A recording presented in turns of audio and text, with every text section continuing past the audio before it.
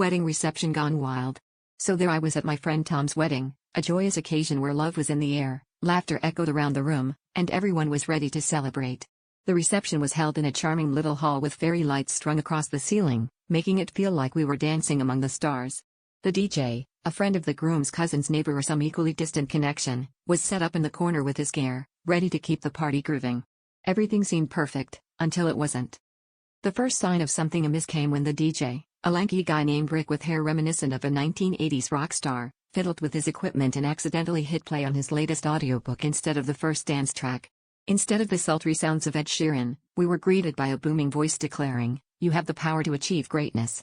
Everyone paused, forks midair, trying to process what was happening.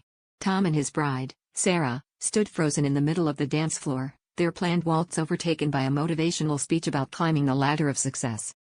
What followed was a surreal sequence of events as the audiobook, an unexpected mix of self-help and business strategies, continued to play. Strangely enough, the crowd began to embrace it. By the time we reached "Visualize your goals and dance towards them," people had taken it to heart, literally. Aunt Martha, who had previously claimed her dancing days were over, was suddenly leading a conga line, shouting affirmations with every step. Uncle Joe, usually the stoic type, was doing the cha-cha with the enthusiasm of a man who believed he could cha-cha his way to a corner office. As the audiobook reached its crescendo, the room was a whirlwind of flailing limbs and determined expressions. We were all dancing like our future depended on it. With the final words, "Success is yours if you just keep moving," everyone struck a triumphant pose, breathless and beaming.